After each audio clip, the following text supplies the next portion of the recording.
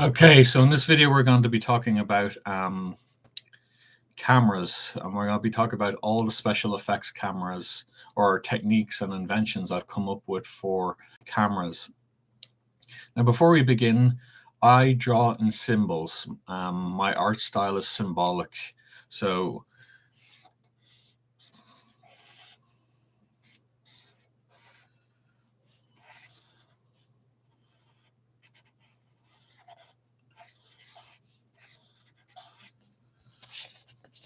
this is a camera, but it can also be a projector technically, but for now it's a film camera.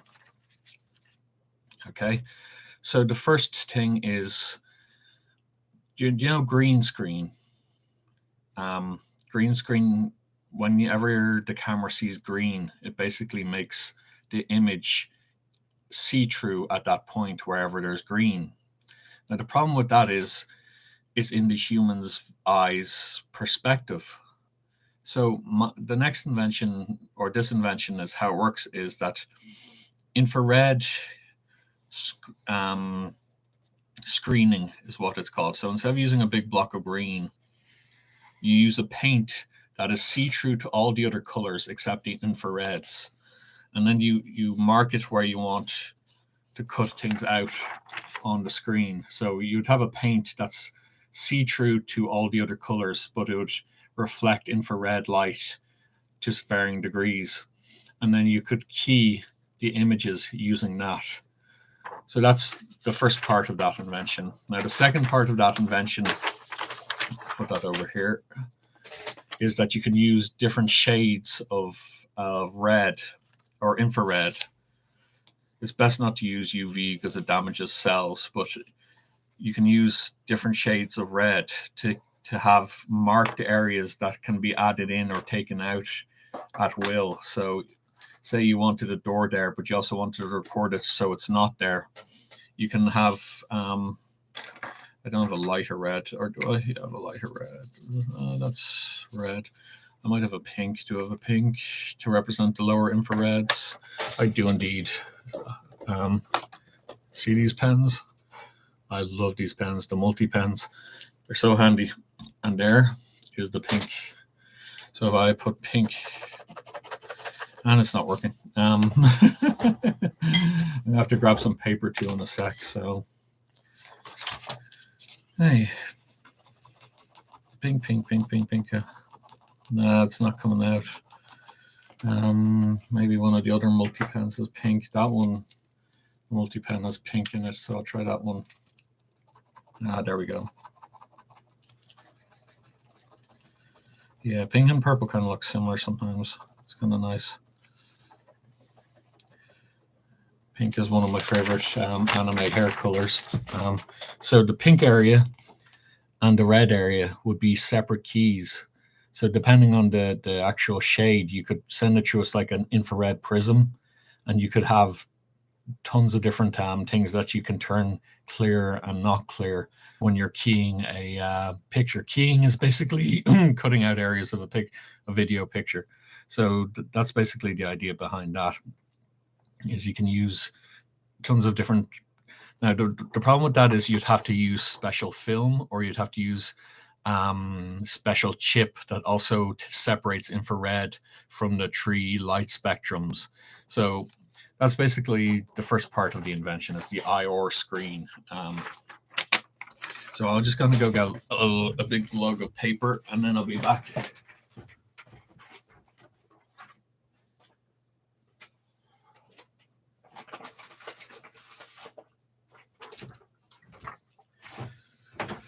Okay, big log of paper. I want to buy Autodesk Inventor, but I don't have the money to buy it. And also CAD, Autodesk CAD. I want to learn those 2 programs simultaneously to try, because I got really good at CAD for a while, but that was years ago, so I've kind of forgotten most of it. So I want to give it another go and see, can I use that to dual screen with this. For now, I'm just going to use the symbolic pictures.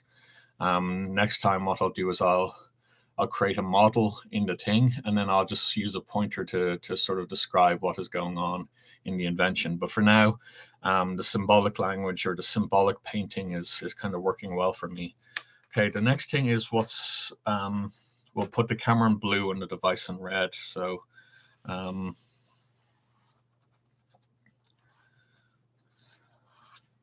this Sharpie's drying out. I wonder, do they dry out quite quickly? The Sharpies, they're quite I suppose when you're going permanent, you block up the pores in your marker. So this is the camera in this one. But can we see it better? That's the camera. Okay. And remember, camera in reverse is a projector. And remember, our science teacher or one of our art teachers used to describe that it had a claw mechanism that pulled down the next camera frame, but it's actually the Geneva mechanism is actually how they do a steady. It goes tick, tick, tick. They use a Geneva mechanism, so it's kind of like a chain link bicycle chain, and it just gets pushed by a really flat area, and then the light gets flicked into it, and that's how cameras work. They don't actually use claws to pull down the little perfs. It's just on a wheel with little pins on it. Okay, the invention, micro sat nav, which actually leads me to another invention. So I'm going to mention another invention in this, which is what I call room sat nav for buildings, which was to have tons of little, like in each hallway, have a little receiver and receptor that your phones could listen to, and you could then type in the room you wanted, and it would create a it would get a map and show you the map of the building to the room that you want to go to. And these micro sat navs could be used to do that, to do room sat navs. So basically, micro sat navs. Where's my pink? There we go. Oops, wrong pink. It'd be nice to get a ballpoint pen that don't dry out.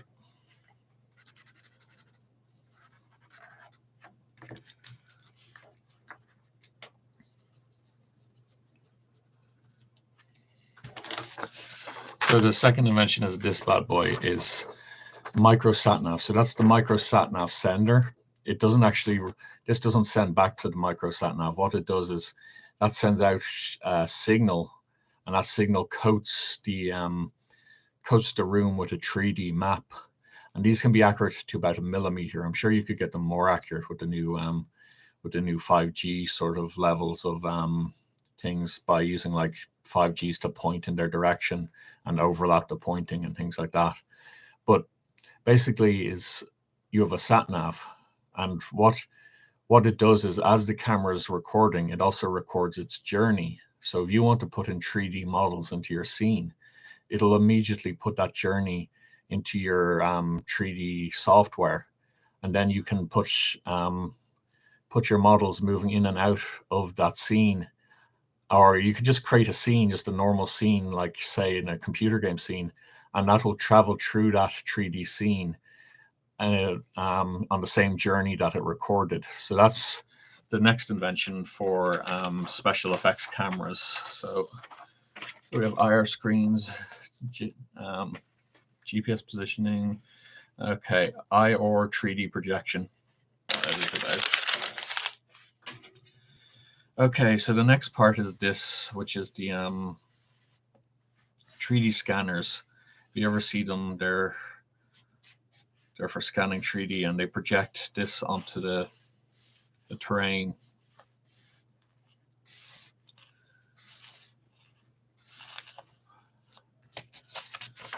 So they project like a grid onto the terrain, and a camera captures that and interpolates it into a 3D image. Now, what if you did that with infrared, right?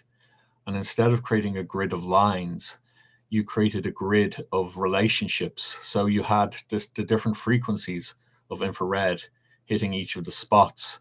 And the camera then could record by the color of each spot which line it was going down from the actual, which part of the grid it's going down. So if you had a color gradient of infrared that way and a color gradient of infrared that way, sort of like in Photoshop when you create a color gradient, and that then could be used to interpolate a 3D field using maybe two cameras to record the two infrared cameras to record the image. You could also have a phase or a polarization relationship. So you could send out several polarizations and use that to create the gradients across that sort of grid. So that's 3D, really high-end 3D camera technology. That would be. Another idea was a polarization screen. So like the green infrared screen was to use polarized light to key out different areas of the actual image. Let's keep going. What's the last one? And the last one is the chip itself. So there's the microchip stuff they use at the moment is a CMOS, which is basically each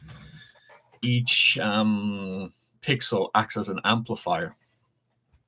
So it acts as an amplifier. So when you send a signal through the camera, it'll always it'll be very easy to get rid of the noise ratio and things like that. So my idea was to have what I call a direct digital camera, which was each pixel ran straight into a digital to analog converter.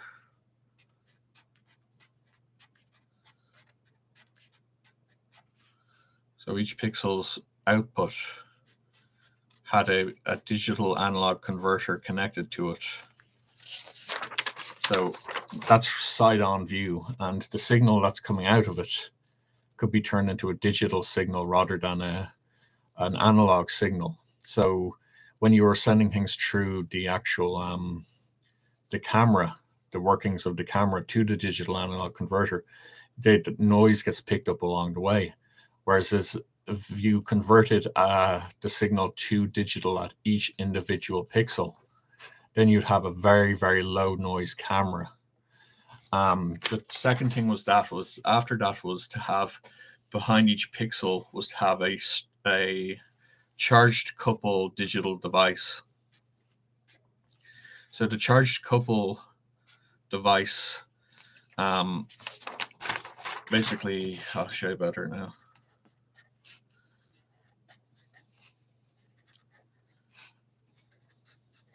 So the charged coupled digital device is like tons of little analog bins, and the charge gets shifted across it like a rows of buckets. But if you made it so that only the bucket could be only full or not full, you could store huge amounts of memory straight off each of if you had these coming out of the back of each of the pixels, you could store huge amounts of pixels just in having a huge buffer, a huge what's it called, buffer, charged couple buffer behind the camera. And then maybe you could have a random access element below it to access different times and things like that. So the recording device could then change what it's recording afterwards from that buffer. So that's my my supercharged, super powerful camera that it's camera stuff. So it's able to tell where it is in 3D space as it's recording, and everything thing it picks up that it records, it's able to tell its 3D position of. So you're shooting a hologram, basically, or a 3D movie, a volumetric movie is what you're shooting. So that's how you end this video, is these words: volumetric movie. And that's the last part of that invention, is that idea, is a volumetric camera or volumetric movie.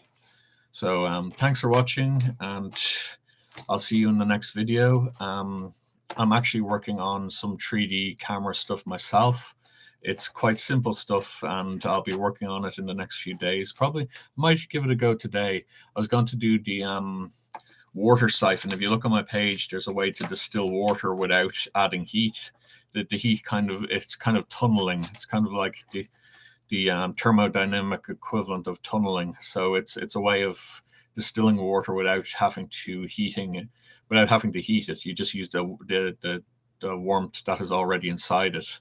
You could create massive ones of these, like the size of countries, and you could distill just colossal amounts of water off a coast, because it wouldn't affect any of the fish inside or any of the animals. It just create a constant vapor that's constantly being pulled off from the ocean. So you could create floating versions of these and just suck up huge amounts of water from the ocean. So that's what I'll be working on either today or tomorrow, maybe the next day.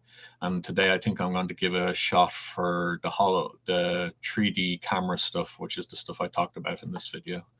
Thanks for watching, and keep inventing, because everything you do is unique, and everything you do is your creation. It's a part of who you are. When you create it, part of you goes into the creation. It comes from you. So that's my favorite saying, and that I invented. So have a good day, and enjoy your life, because life's worth enjoying.